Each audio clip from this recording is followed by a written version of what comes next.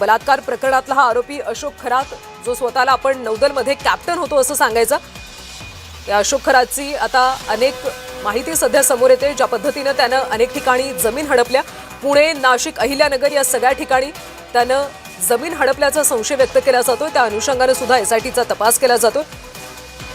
दमदाटी करून आणि धमकावून, सोबतच मृत्यूची भीती घालून अशा पद्धतीने तो या सगळ्या सामान्य माणसांना आपल्या जाळ्यामध्ये ओढायचा आणि त्यांच्याकडून निधी घ्यायचा, त्यांची आर्थिक फसवणूक करायचा, अशी माहिती सातत्याने समोर येते।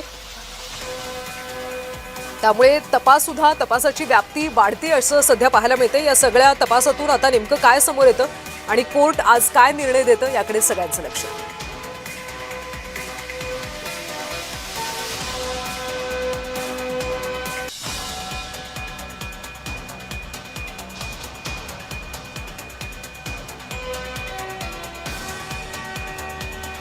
कोर्टात दोन्ही बाजूंकडून सध्या युक्तिवाद केला जातोय। आता कोर्टाच्या निकालाकडे सगळ्यांचं लक्ष लागलेलं आहे।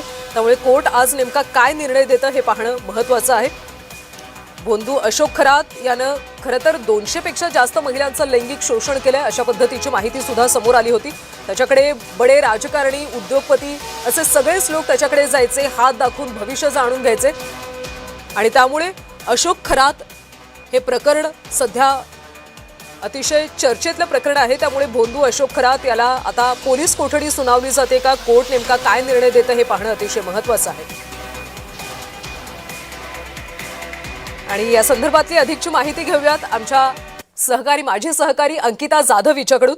अंकिता, सध्या कोर्टामध्ये नेमकं काय घडतंय? कल्याणी, आपण पाहतोय की आज ज्या सुनावणीकडे सर्वांचंच लक्ष लागलं होतं ती म्हणजे खरात संदर्भातली दुसऱ्या गुन्ह्यासंदर्भातली ही सुनावणी। तर या सुनावणीमध्ये आरोपीच्या वकिलांनी बाजू मांडलेली आहे की पहिलेच खरातला पोलीस कोठडी देण्यात आली होती आणि या 14 दिवसांच्या पोलीस कोठडीत त्याने अनेक खुलासेही केलेत।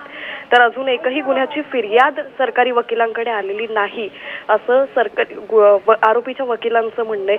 त्यानुसार आता न्यायालय नेमकं काय निर्णय घेतं हे पाहणं अतिशय महत्त्वाचं ठरणार आहे। मात्र जे तक्रारदार आहेत त्यांच्या वकिलांच्या म्हणण्यानुसार 7 दिवसांची पोलीस कोठडीची मागणी पुन्हा एकदा करण्यात आलेली आहे। आता काल ज्या पद्धतीने आपण पाहिलं होतं, कालच्या सुनावणीमध्ये अशोक खरातला 14 दिवसांची न्यायालयीन कोठडी देण्यात आलेली आहे। आता आज जर न्यायालयानं पुन्हा एकदा खरातला 7 दिवसांची मागणीप्रमाणे पोलीस कोठडी दिली तर मात्र हा तपास आणखी वेगात जाऊ शकतो असं वाटतंय। कारण खरात प्रकरणातच खरातचा मुलगा असेल, त्याचबरोबर खरातची पत्नी ही अजूनही फरार आहे। या संदर्भात एसआयटीला आणखी वेळ मिळू शकतो या सगळ्या प्रकरणाचा तपास करण्यासाठी।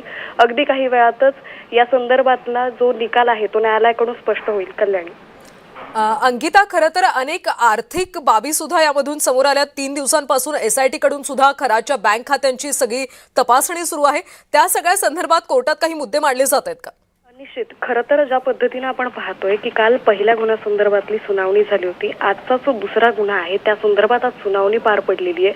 आरोपीच्या वकिलांकडून या संदर्भात अनेक मुद्दे मांडण्यात आलेले आहेत। खरं तर खरातलाही विचारण्यात आलं होतं की या संदर्भात तुला काही बोलायचं आहे का, पण खरातने या सगळ्या संदर्भात बोलण्यासाठी नाही म्हणून सांगितलं। आरोपी मास्टरमाइंड, त्यानं गंभीर गुन्हे केलेत असं सरकारी वकिलांनी म्हटलं होतं। त्याच्या एकंदरीत ज्या आर्थिक बाबी आहेत त्या संदर्भातच अनेक मुद्दे उपस्थित केले गेले। मात्र या न्यायालयात नेमक्या सुनावणीत काय काय मुद्दे झाले हे अगदी काही वेळातच या संदर्भातला तपशील स्पष्ट होईल। कल्याणी, गेल्या काही दिवसांपासून खरातचा मुलगा असेल किंवा मुलगी असेल, या सगळ्यांची सुद्धा चौकशी केली जाते। त्यांचे सुद्धा आलिशान फ्लॅट असल्याचं समोर आलंय। अंकिता, एसआयटी कडून हे मुद्दे सुद्धा मांडले जात आहेत का? आणि त्यातच त्याची पत्नी कल्पना खरात सध्या फरार आहे। निश्चित, कल्पना खरातचा तपास हा सध्या घेतला जातोय। ती नेमकी कुठे, त्याचबरोबर कल्पना खरात संदर्भातला एक गुन्हा आतापर्यंत दाखल झालाय, तिच्यावरती आणखी काही गुन्हे दाखल होतात का आगामी काळात हेही पाहणं तितकंच महत्त्वाचं ठरणार आहे। अशोक खरातची पत्नी गेल्या 2 दिवसांपासून पोलीस यंत्रणांना तिचा शोध लागत नाहीये। एसआयटी आणि शिर्डी पोलिसांकडूनही तिचा सध्या शोध घेतला जातोय। त्याचबरोबर कल्पना खरात संदर्भातले आणखी कोणते आर्थिक गुन्हे आगामी काळात स्पष्ट होतात हेही पाहणं तितकंच महत्त्वाचं ठरणार आहे। एसआयटीकडे अनेक तपास सध्या पुरावे हाती आल्याची माहितीही समोर येते। एसआयटीनं हे सगळे पुरावे जे आहेत ते न्यायालयासमोर सादर केलेले आहेत। आता न्यायालय या सगळ्या पुराव्यांसंदर्भातली दखल घेत कशा पद्धतीनं सुनावणी देतं, कशा पद्धतीनं निकाल देतं हे पाहणं अतिशय महत्त्वाचं ठरेल। कल्याणी, नक्कीच अंकिता, त्यामुळे कोर्टाचा आज नेमका काय निर्णय येतो, अशोक खरातला पोलीस कोठडी सुनावली जाते का हे पाहणं अतिशय महत्त्वाचं आहे। कारण तपास अधिकारी सुद्धा सध्या कोर्टरूममध्ये दाखल आहेत. त्यांच्याकडून सुद्धा अनेक माहिती सध्या कोर्टात सादर केली जाते. सरकारी वकिलांकडून युक्तिवाद केला जातोय. खरातला पोलीस कोठडीच द्यावी अशी एक मागणी केली